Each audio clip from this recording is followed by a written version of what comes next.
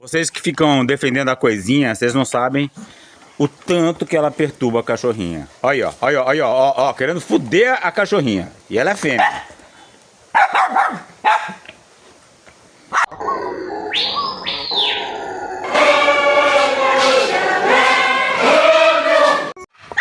Sábado, 25 de agosto de 2025, 8 horas da manhã. Muito bem. Então a gente encerra o segundo bloco do programa, fazemos um rápido intervalo. Na volta vamos falar de COP. O plano agora era fazer um belo react desse último Foro de Teresina, a parte final do programa. O Bernardo Esteves, aquele que Esteves lá na BR-319 falando de COP, mas a cachorrinha fugiu. Agora ela que tá perturbando. Como é que eu vou gravar com a coisinha doida querendo fugir também? Olha lá ela, ó.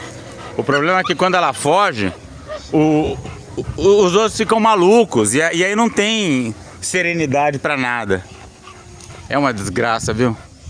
De autorização para a exploração de petróleo na Foz do Amazonas, com Bernardo Esteves. Já voltamos.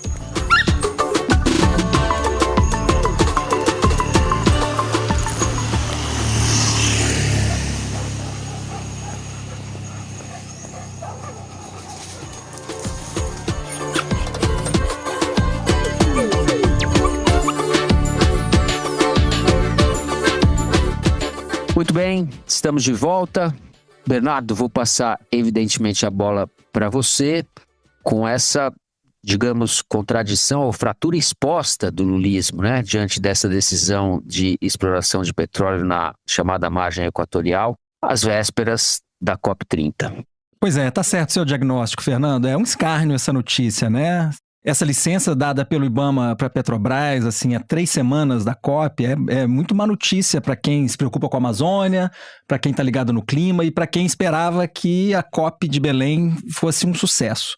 Ah, sim, Bernardo, mas quem esperava que a COP de Belém fosse um sucesso já estava muito mal informado. Aí, ó. Ela achou uma carniça, agora tá rolando, ó. Depois vai ter que tomar banho. Ó a merda.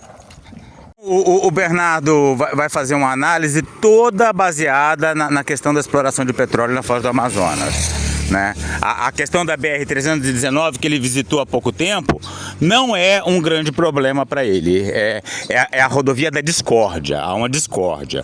Pode ser bom, pode ser ruim, não sei. De certa maneira, estava todo mundo esperando que essa notícia viesse, né? Assim, o IBAMA estava a um passo de dar essa autorização, mas dureza foi ela sair agora, né? Assim, nas vésperas da COP, com todo mundo falando sobre o fim dos combustíveis fósseis, né? Eu acho melhor sair agora do que sair logo depois. Porque pelo menos o pessoal tem noção da real.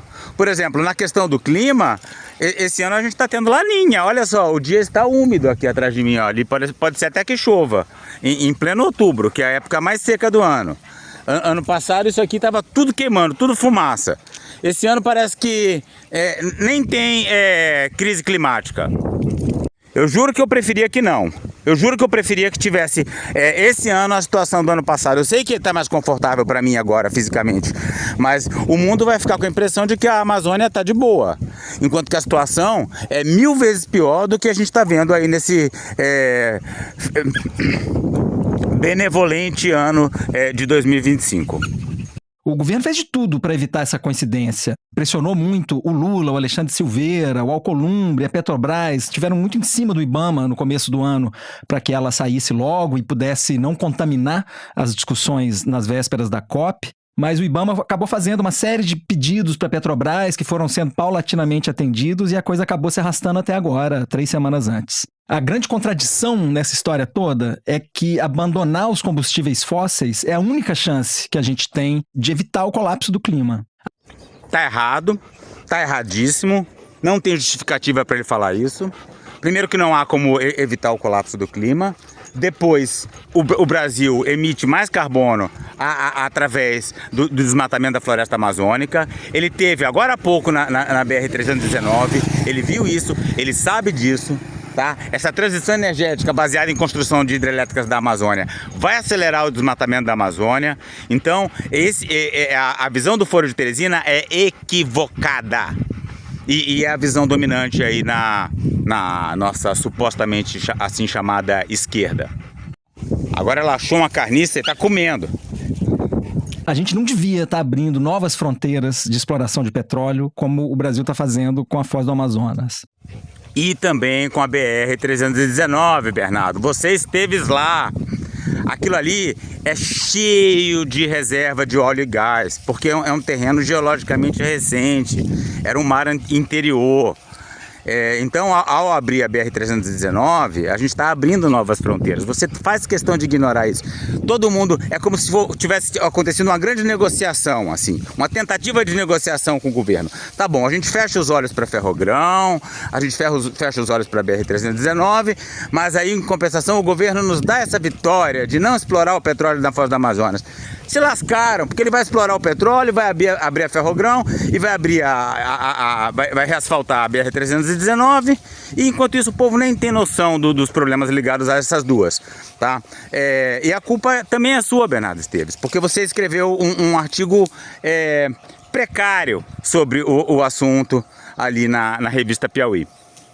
E isso vai ser pauta em Belém. Não está na agenda formal de negociações, mas a sociedade civil vai cobrar, e com uma notícia dessa vai ficar todo mundo em cima do Lula. E isso porque 2 COPs atrás, né, na COP 28 em Dubai, os países se comprometeram pela primeira vez, né, só na COP 28 os países foram se comprometer a abandonar gradualmente os combustíveis fósseis. Eles não usaram essa expressão. O jargão dos negociadores foi dizer que a gente precisa fazer a transição para longe dos combustíveis fósseis, né, e gradualmente deixá-los para trás. Só que ninguém entrou nos detalhes sobre como ou quando isso ia acontecer e, sobretudo, quem é que ia ser o primeiro a parar de explorar petróleo. Da mesma forma que você não entra em detalhes sobre o que é essa transição que vocês falam e ninguém deixa claro que no contexto do Brasil isso significa mineração em grande escala, abertura de estradas para construção de hidrelétricas na Amazônia e por aí vai, que vai acabar com a Amazônia e derrubar o Brasil climaticamente antes do resto do mundo, porque a Amazônia é importante para o mundo, mas ela é mais importante para o Brasil. Tinha gente que em Belém, o pessoal pelo menos começasse a conversa para definir um calendário para dizer, ok, vai ser assim que a gente vai fazer essa transição. Se demorou 28 COPs para os países admitirem que precisam parar de usar combustíveis fósseis, se a gente tivesse um mapa do caminho para sair desse impasse, já seria um avanço para se comemorar. Só que... Bobagem. A gente passou anos para definir que era inaceitável construir grandes hidrelétricas na Amazônia, e aí chegou o governo e pau, fez Belo Monte. E agora esse assunto nem na mídia mais está. Então essa coisa de reconhecer que tem um problema não vale tanta coisa assim. Que agora, com essa decisão de explorar petróleo na Foz do Amazonas, isso tira completamente a legitimidade do Brasil para propor essa discussão e liderar os outros países nesse caminho. Se o Brasil tem condições de liderar alguma coisa, era na preservação da floresta tropical. O clima geopolítico já estava muito desfavorável para que a gente pudesse ter algum avanço nessa agenda. Na pré-COP, que reuniu representantes de mais de 70 países na semana passada em Brasília, a Arábia Saudita mostrou as garras e mostrou que vai para Belém muito disposta a travar qualquer conversa sobre combustíveis fósseis. E então esse anúncio, né, do petróleo no Amazonas deixou muito mais difícil a vida do embaixador André Corrêa do Lago, que é o presidente da COP. Esse André Corrêa do Lago, que é parente da Alessandra Orofino, é um tonto. O plano dele para a COP é conseguir que os outros países paguem o Brasil para preservar a floresta, aqueles fundos de floresta, que é uma bobagem, que é uma coisa totalmente inócua em termos de preservação ambiental. Não tem dinheiro que você vá conseguir no mundo que vai ser suficiente para parar um fazendeiro que queira desmatar. E essa chantagem vai escalando, então não tem como resolver isso pagando. barrando o desmatamento, criando terra indígena, criando quilombo, unidade de conservação. E isso está fora da agenda, porque a Alessandra Ouro Fino e o Correio do Lago, eles pensam em termos de fundos financeiros para pagar para que as pessoas não desmatem e regularização fundiária privatizando a floresta amazônica. Então, esse Correio do Lago aí, ó, já era. A decisão do governo enfraquece a defesa que ele vinha fazendo da transição energética e Ô Esteves, deixa eu te falar, não sei se você já esteve aqui em Altamira, mas eu estou aqui já há 17 anos e eu vi esse lago que você está vendo aqui na minha frente ser transformado de rio em lago. É o glorioso rio Xingu sendo barrado. E eu acompanho nesses últimos 17 anos os desmatamentos que se aceleraram em função da construção dessa hidrelétrica. Impactos indiretos, inevitáveis da construção de hidrelétrica da Amazônia. Então você defender essa transição energética dessa forma irresponsável, sem citar o que significa isso em termos de Brasil, é desinformação. diminui muito a chance dele encontrar espaço para furar a resistência da Arábia Saudita e dos outros países petroleiros. Eu conversei no começo do mês com o André. Ai, Arábia Saudita, que país malvado. Ai, ai, ai.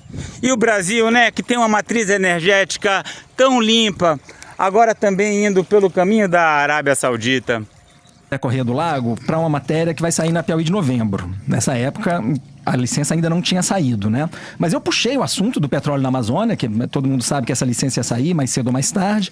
E o Correia do Lago desconversou, disse que essas questões internas não costumam ser levantadas nas negociações e que elas não iam atrapalhar coisíssima nenhuma. Mas a gente sabe que isso vai sim tirar a moral do Brasil, né? Mesmo que isso não entre nas salas de negociação, a sociedade civil vai fazer muito barulho, vai ter protesto. Lá nas COPs a gente tem uma rede de organizações da sociedade civil que todo dia oferecem um antiprêmio, que é o fóssil do dia, né, que é dado para os países que mais atrapalham a nossa luta contra a crise climática. Ah, tem o prêmio do fóssil do dia. E não tem o prêmio da motosserra do dia, não? Do rancheiro do dia?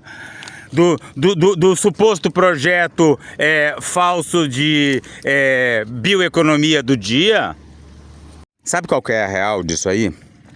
É que tem gente que já admitiu aí pelo mundo que não vai ter jeito, que não vai sobrar a Amazônia, né? Que isso aí já era, que nem os recifes de coral, é de um planeta do passado. Então a Amazônia a gente vai perder. O que a gente tem que fazer é emitir o menos possível de combustível fóssil para esse sistema que já não vai ter Amazônia, que a tundra já vai ter virado gás, né? Esse planeta, talvez ele ainda seja habitável por algumas pessoas privilegiadas em algumas áreas estratégicas ali da Nova Zelândia, algum lugar mais frio. E esse povo é que vai precisar que a gente não queime a última gota de petróleo, né? Para poder talvez segurar em alguma forma assim, gastando muita energia, com muita tecnologia, alguma coisa onde seja possível sobreviver. O resto já vai ter cozinhado nesse plano, né? Nós todos aqui, ó, povo brasileiro, 99% já era, mais do que 99,99% já era, né? Só que isso aí envolve um plano que requer construir hidrelétrica aqui na Amazônia toda. O que vai acontecer? Essa Amazônia que vai sumir de todo jeito, isso é verdade, ela vai desaparecer mais rápido. Tá? Então, quando você constrói hidrelétricas aqui no Tapajós, enche o Xingu de hidrelétrica para fazer essa transição energética, a Amazônia vai acabar mais rápido. Tá? Então, só que o impacto ecológico disso vai ser terrível para o mundo inteiro. Só que vai ser pior para nós aqui do Brasil, das cidades brasileiras que dependemos dos rios voadores, né? que levam certa umidade para a região sudeste. Só que isso não é preocupação do Mark Zuckerberg, não. Não, Mark Zuckerberg, o dono da Amazon, já deu a Amazônia como perdida, né? O Jeff Bezos? Nem sei o nome desses bilionários.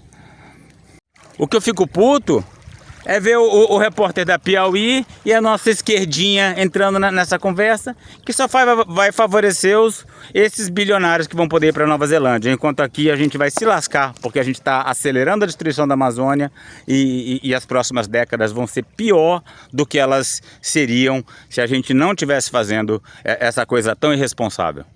E você pode cravar que o Brasil vai ganhar esse prêmio por causa do petróleo no Amazonas. Pode vir me cobrar depois. Uhum. E essa exploração, Bernardo, é uma coisa de longo prazo, né? Porque se não faz um investimento desse tamanho, é uma coisa que vai durar 10, 15 anos, né? Com certeza, Fernando. O pessoal fala que tem ali coisa de 10 bilhões de barris de petróleo na Foz do Amazonas. É muito petróleo, né?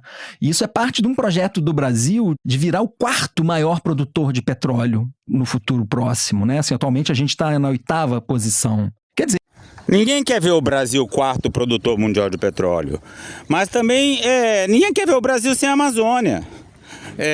Que é o que vai acontecer com essa tal transição energética. Então, qual que é a resposta? É o decrescimento. Agora, por que a revista Piauí não fala em decrescimento?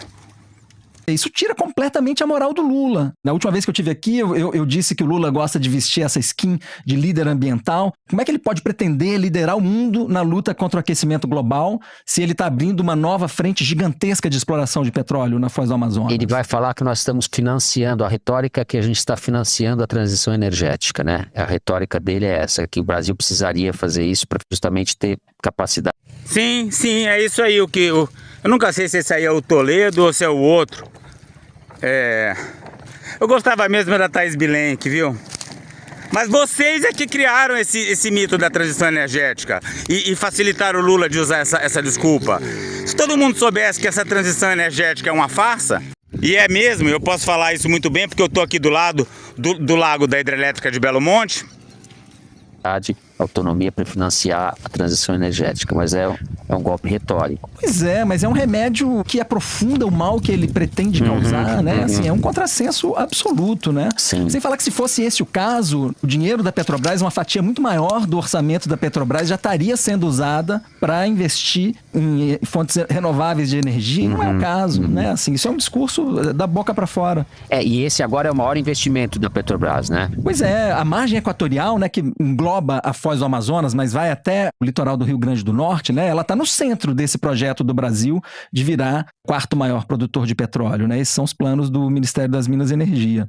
Nessa semana, o secretário-geral da ONU, Antônio Guterres, falou que a meta não será cumprida, a meta de limitar o aquecimento global a 1,5 graus em relação ao que era na era pré-industrial, certo? Tadinha, que barra. Pois é, isso é inevitável. Ele falou oficialmente que isso ficou para as calendas, né? Então é uma espécie de reconhecimento oficial de uma coisa que, suponho, os cientistas já vinham dizendo há algum tempo, né? Exato. Claro, tem gente que leva a sério essa ideia de que a gente vai passar um pouquinho de 1,5 graus e depois, se a gente tiver emissões negativas, né? Bobagem, isso não existe. Isso é uma loucura, isso não vai acontecer. Só que para ter essas emissões negativas, o povo tá contando com o quê? Com a porra da hidrelétrica na Amazônia.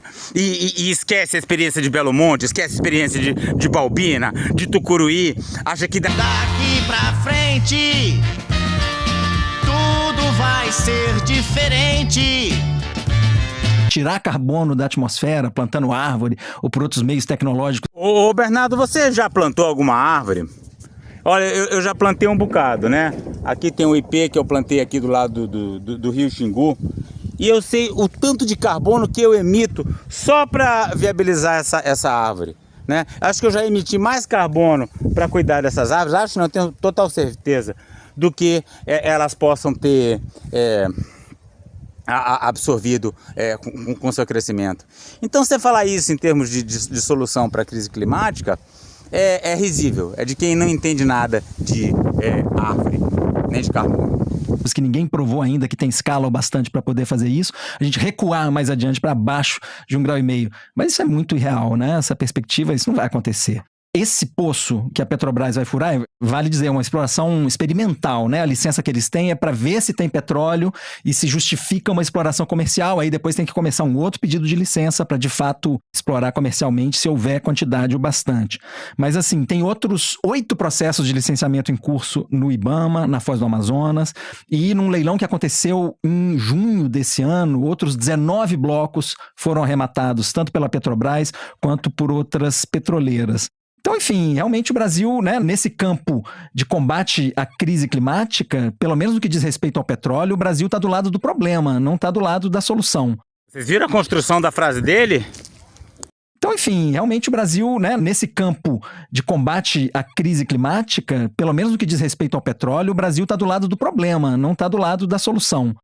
Então, do ponto de vista da floresta tropical, o Brasil está do lado da solução. É isso que diz aquele que esteve lá na BR-319? Nesse ponto, o Lula está muito mais próximo do Donald Trump, né, que está acelerando os investimentos em combustíveis fósseis nos Estados Unidos e tem esse lema, né, que é drill, baby, drill, né, assim, perfure, baby, perfure, né? Então, enfim, o Trump, não custa lembrar, né, ele é o maior obstáculo que a gente tem enquanto humanidade nessa luta contra a crise do clima. Não é, cara, não é não. A BR-319 pode acabar com o clima do planeta. Ao ser um golpe de morte sobre a floresta amazônica. E você, melhor do que ninguém, devia saber disso. Vamos lá, Celso, por favor. A gente já esperava essa decisão, né? Assim, porque politicamente a dinâmica toda apontava para autorização, para a Petrobras fazer isso, né? E eu acho que uma parte grande do problema era o fato de que recusar a licença para a Petrobras teria um impacto eleitoral absolutamente negativo na região norte, né? Então, por exemplo, saiu uma matéria no dia 11 de outubro, uma matéria muito boa do Flávio Ferreira e da Júlia Gouveia na Folha de São Paulo, mostrando que as emendas dos parlamentares da região da Amazônia Legal, menos de 1% das emendas são para meio ambiente. É, a matéria é muito boa mesmo. Menos de 1% das emendas. Menos de 1%, cara, nada. Por acaso, eu tô com essa matéria aqui, Celso, que é 0,17% das emendas. A minha pergunta que não quer calar é se eles vão falar da BR-319 nesse programa. É possível que sim, porque ainda falta 20 minutos de programa. Pois é. Foi para o meio ambiente em 10 anos. Exato, e a gente pode confiar que esses caras que ganharam a eleição sabem o que dá voto na área deles, né? Eleitoralmente seria um desastre recusar essa licença, apesar do que em termos do destino da humanidade, obviamente teria que recusar mesmo. Agora, eu queria chamar a atenção pro pessoal do norte que tá ouvindo a gente. Ah, que bonitinho, tá falando com a gente do norte. Que assim, ó, eu até entendo assim, a ideia de que, bom, peraí, pô, como assim, São Paulo tem exploração de petróleo no litoral, que é o estado mais rico do Brasil, por que o coitado do Amapá não pode ter? Enfim, eu entendo esse argumento, né? O Rio de Janeiro tá aí. Engraçado que ele fala assim com o pessoal do norte, como se o pessoal do norte quisesse a exploração. Tem muita gente aqui no norte, muitos povos indígenas protestando contra a exploração. Que nem o Bernardo Esteves, que quando foi defender a BR-319 falou, a população quer. Vocês sempre ignoram os povos indígenas, né? Interessante. Vai lá falar com o teu pessoal do norte, porque eu sou de outro pessoal do norte. Então. Agora, eu não acho que vocês devem esperar tanto assim dessa exploração de petróleo, não, viu? Ah, que tadinha, viado. Viado. Porque aqui no Rio, a gente tem uma parte grande do estado que recebe royalties de petróleo e os resultados são bem modestos. Aí, Rael, tá zoando aí com tua região dos lagos. Todo o pessoal aí de região dos lagos... Que tem mansão, que tem casa na praia, ó. Tá chamando aí de resultados modestos. Mas é melhor do que essa merda aqui do lago da hidrelétrica de Belo Monte. Isso é inveja, porque você não tá aí nessa bosta aí desse lago de Belo Monte, em vez de estar aqui na beira da praia. Pessoal, olha só, vocês estão inscritos já no canal do Unicórnio Alado? Por favor, o que vocês estão vendo essa merda aqui? Vai pro Unicórnio Alado, por favor. Olha aí o canal, Unicórnio Alado, @Unicórnio Alado, C3S. Que bosta de nome. Como é que a pessoa vai digitar isso aí? Ó, tá com 100 inscritos. Já chegou a 100. Aqui ó, o último vídeo dele, ó. STF ao vivo. Na primeira turma, ninguém tanca Luiz Fux. 7 visualizações. Essa porra é mais baixa audiência do que o canal do Desmonetizado. Se vocês tiverem curiosidades, a Agência Pública fez uma matéria agora em 6 de agosto de 2025, mostrando a realidade dessas cidades do Rio do Espírito Santo que recebem um dinheiro grande de royalties de petróleo porque a exploração do pré-sal é ali no litoral em frente a essas cidades. Cara, não aconteceu nada do que se esperava em termos de um salto de desenvolvimento, entendeu? Obviamente é muito dinheiro. Mesma merda aqui com Belo Monte. Ah, nossa, vai ter um salto de desenvolvimento, o cacete. Então, alguma coisa melhora, algum saldo você tem. Agora, as cidades continuam mal colocadas nesses rankings de educação e saúde, alta parcela da população continua abaixo da linha da pobreza. Isso. Sim, igualzinho aqui. Com a diferença que onde a gente tinha um rio maravilhoso, um dos rios mais bonitos do mundo, agora temos um lago podre. E pior, um lago podre que contribui para o aquecimento global, né?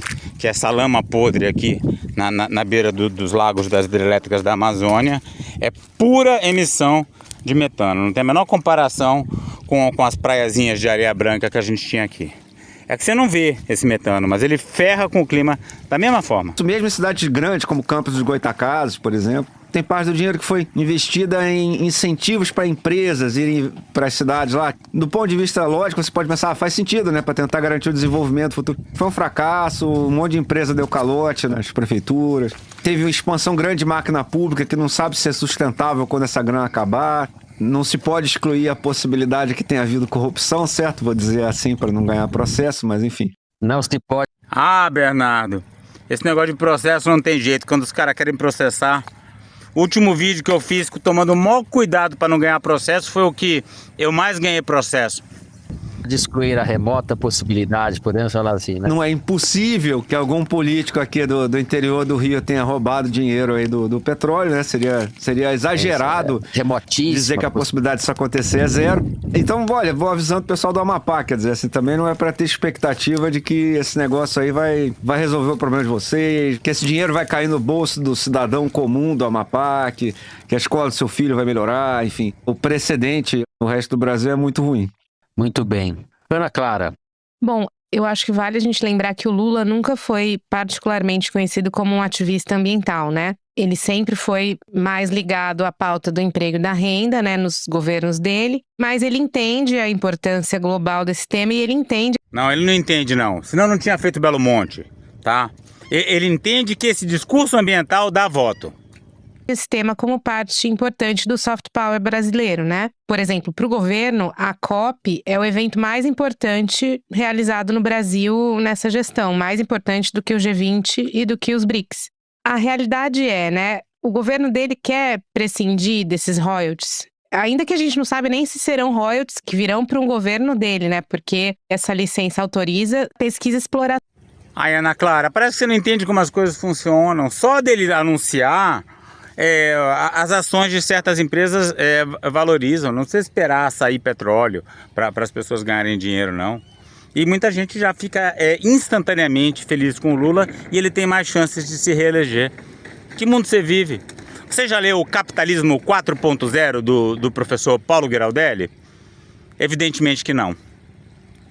Né? Ainda não se sabe exatamente o que tem lá embaixo, mas é possível que tenha muita coisa, porque é o que acontece no caso do Suriname e da Guiana, que já estão explorando essa área já tem um tempo, né? E tem uma questão que é a pauta eleitoral, que é o norte do governo neste momento, né? Em qual momento que deixou de ser? Tá todo mundo vivendo 2026, ela não contempla o meio ambiente. E aí é uma questão muito complexa, porque embora as pessoas tenham desaprovado, e as pesquisas mostram, essa liberação desse licenciamento pelo IBAMA, saiu uma pesquisa dizendo que 61% dos brasileiros desaprovam, tem outros números que mostram que ainda o assunto não é a prioridade dentro do que a população brasileira está contemplando, né? Nossa! Ai, Gente, que tragédia. tadinha. Para vocês da ilustríssima revista Piauí, a Amazônia não é prioridade, né? a luta contra a BR-319 não é prioridade, vai pedir o quê do resto do povo brasileiro? No primeiro ano do governo Lula, o Datafolha fez uma pesquisa sobre o que as pessoas esperavam do governo dele. E só 3% das pessoas responderam que esperavam prioridade para a agenda ambiental. O principal era saúde, educação, segurança pública. Na região norte, isso é ainda mais forte, porque você tem um fracasso retumbante de todos os governos que vieram de desenvolver aquela região dentro de um contexto de preservação ambiental. Então, tudo que se tentou, né, a Sudã, a Zona Franca de Manaus, tudo foi tentado e fracassado. Então, E Belo Monte? Belo Monte era uma promessa de desenvolvimento ambiental, você não lembra, não? Que tal colocar entre os fracassos? própria população da região norte, isso não é prioridade para eles, né? Assim, é prioridade para muita gente de São Paulo, que vive em locais totalmente urbanizados e com acesso fácil a tudo. Agora, cortar, derrubar uma hidrelétrica aqui na Amazônia para soltar um rio para voltar, para correr livre, ou pelo menos deixar passar um pouco mais de água na Volta Grande, isso aí a Piauí não fala, porque pode faltar luz pro ar-condicionado ali do escritório deles. Quem mora lá, e eu acho que a matéria do Bernardo na Piauí desse mês... Excelente matéria mesmo. Excelente nada, uma bosta. Inclusive tem vídeo aqui no canal, procura lá. A revista Piauí não está preparada para discutir a temática ambiental da Amazônia. Que conta sobre a BR-319, que liga Manaus a Porto Velho. Essa reportagem mostra a complexidade desse assunto, né? Tá vendo? Tá vendo como é que é a linha editorial deles? Exploração de petróleo, não. Agora, a BR-319 é complexidade do assunto. Puta que pariu. Assim, não é que as pessoas queiram destruir a floresta, mas elas querem poder transitar de uma cidade para outra de algum jeito, né? Então, Deus, ela comprou o discurso fechado lá do outro que quer enforcar a Marina Silva, do senador bandido. Puta que pariu.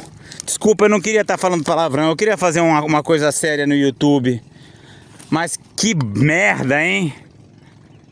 Sim, é um assunto complicado. E para o governo, se essa também não é a pauta prioritária da população, e se o objetivo dele nesse momento está muito ligado a 2026, infelizmente ele vai ser criticado, ele vai ser alvo de manifestações durante a COP, mas ele sabe que não é isso que vai fazer com que ele perca a eleição. E eu acho que um ponto fundamental quando a gente fala que a população não se importa, acho que não é só culpa, vamos culpar os brasileiros que não têm consciência ambiental, não é isso. Não, é sobre culpar a Piauí, entre outros.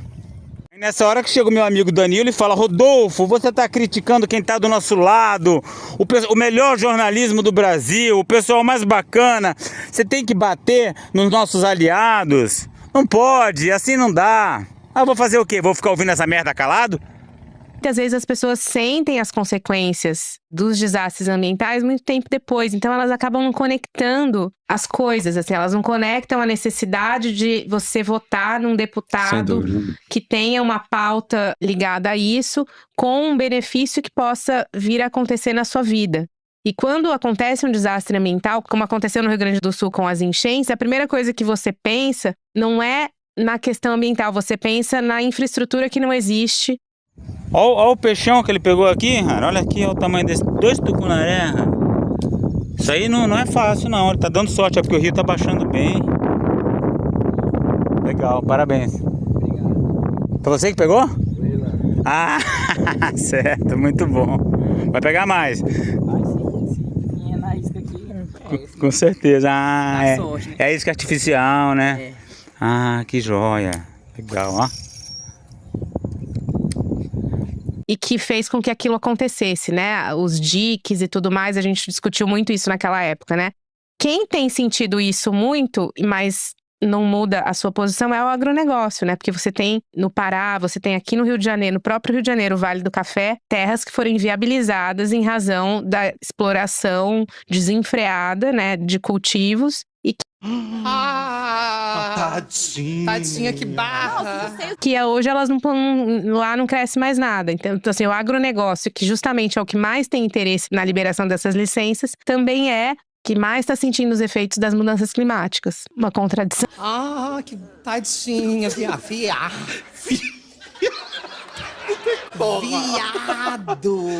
Não é verdade, Ana Clara, que quem mais está sentindo os efeitos das mudanças climáticas é o agronegócio. Não. Os ribeirinhos, os povos tradicionais, os indígenas, os quilombolas. E o povo da cidade, né? Que está pagando caro pelo alimento. Então, E um outro lado da tragédia é que, no fim das contas, se o aquecimento global começar a tornar mais frequentes tragédias climáticas, como tem... A frase dele, se o aquecimento global tornar mais frequentes tragédias climáticas, é se. Pode ser que sim, pode ser que não, né? Esse é o negacionismo sutil. Adolfo, você pega no pé por cada coisinha besta? Pois é, a gente fazemos o que pudemos. Bem feito, né? Assim, no fundo, vai ser esse mesmo cidadão pobre que apoiou o cara antiambiental para ver se arrumava um emprego, a casa dele que vai inundar. Então você vê o dilema diante dessas pessoas. Sim, né? sim. Mas queria retomar outro ponto seu, Ana, quando você diz, né? De fato, a gente não sabe o que tem lá embaixo, em termos de petróleo, mas a gente sabe que tem ali um grande recife com grande biodiversidade, que os cientistas descobriram muito recentemente, né? Escrevi sobre ele em 2016 para Piauí, foi quando eles começaram a descrever. A gente ainda não sabe a extensão exata dessa formação e quais são os organismos que vivem ali, mas a gente sabe também que tem manguezais ali da costa do Amapá até o Maranhão, a maior concentração de manguezais do litoral brasileiro. E a gente sabe que tem correntes violentíssimas naquela região. É isso, né? O que tornaria qualquer acidente muito perigoso, né? Qualquer vazamento de petróleo, porque as correntes marítimas ali são muito intensas, né? Isso, 20% de toda a água que é despejada no oceano chega pelo Rio Amazonas. A cada segundo, na época da cheia, chega água bastante para encher 120 piscinas olímpicas. Todo segundo, enquanto eu tô falando aqui, imagina, faz a conta. Um vazamento de petróleo que aconteça ali pode pôr a perder esse grande recife, esses manguezais. Aí, ó, esse pedaço do programa tá bom. Águas, Por isso que eu não tô falando nada, tô só mostrando aí a cachorra fugida. Né? E é por isso que a sociedade civil reagiu com muito vigor a esse anúncio, né? 8 organizações da sociedade civil, o Observatório do Clima e outras 7 entraram com uma ação civil pública, né, que já estava, justamente porque essa licença já estava contratada, o pessoal já vinha trabalhando na preparação dessa petição, eles entraram na Justiça do Pará com um pedido para anular a licença que o IBAMA deu para a Petrobras, alegando uma série de irregularidades. Eu estava conversando com a Sueli Araújo, coordenadora de políticas públicas do Observatório do Clima, e ela me falou desses vícios, né, assim, dessas irregularidades. Quando essa cachorra foge, não tem jeito. Só na hora que ela resolve voltar pra casa mesmo. É, a coisinha tá brava, a coisinha não passeou solta, só a cachorrinha. Sacanagem, né, coisinha? Pronto, briga com ela. Fujona! Sua fujona! Irregularidades que eles enxergaram na licença dada pelo IBAMA. Tem justamente as incertezas na modelagem da dispersão das águas, tem desconhecimento, né? Não tem uma avaliação ambiental estratégica daquela região. E tem, sobretudo, né, assim, não houve consulta aos povos indígenas, às comunidades tradicionais que vivem naquele litoral. Pois é, na BR-319 também não houve. E você fala como se a população quisesse. Quer dizer, nem a própria Piauí fez a consulta. Isso é determinado pela lei. A gente precisa ouvir essas comunidades que potencialmente seriam impactadas por esses empreendimentos. Isso não foi feito na licença e para os ambientalistas isso tornaria a licença nula, ela teria que ser revogada. Então, a Petrobras já estava com um navio sonda a postos ali, estava dando tanto como certa essa licença, que já estava muito posicionada. Esse navio custa, se não me engano, de aluguel 4 milhões de reais por dia. Por dia. No mesmo dia, né? Eles não esperaram nem... Esperou esfriar o defunto, né? Pois é, exatamente. Então, assim, eles estão ligeiros, já estão trabalhando nessa direção e a torcida dos ambientalistas é para que a Justiça do Pará acate esse pedido e que suspenda a licença dada. Ah, Esteves, você parece que não sabe de nada. Os ambientalistas de verdade não têm esperança nenhuma. E se torcem por alguma coisa, é para não fazer a Ferrogrão, não fazer a BR-319, não fazer as hidrelétricas do Tapajós, não fazer a entrega. Olha só, um jato. Que porra de jato é aquele? Deve ser mineradora. É gente de mineradora que tá chegando em Altamira para resolver algum BO. Jatinho particular assim, não é normal aqui não. Para Petrobras. Bom, A gente ainda vai contar com a participação do Bernardo, espero aí nos próximos programas, a gente vai fazer um cronograma para acompanhar essas discussões da COP que são muito importantes. Ai, que bom, parece que tá acabando. Já não aguentava mais. Contem comigo, direto de Belém. Sempre muito bom estar com você. Brincar com você, deixar correr solto que a gente quiser. Vai tomar banho. Vai tomar banho, rolou na carniça, agora vai ter que tomar banho.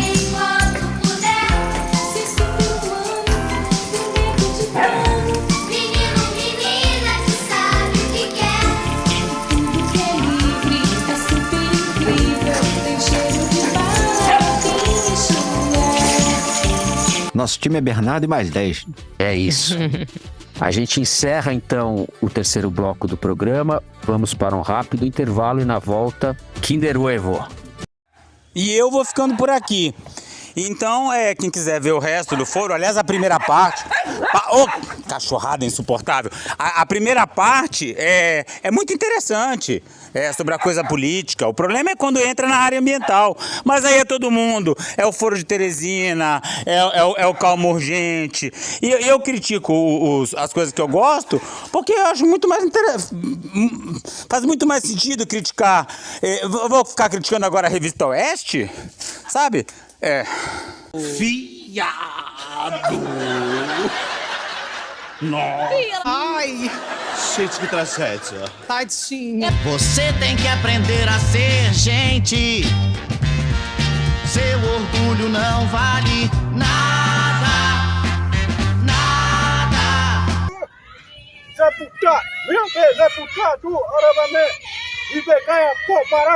Para saber mais e participar dessa luta radical pelos povos indígenas, a floresta tropical e a biodiversidade de modo geral, inscreva-se no canal, deixe seu like e comentário.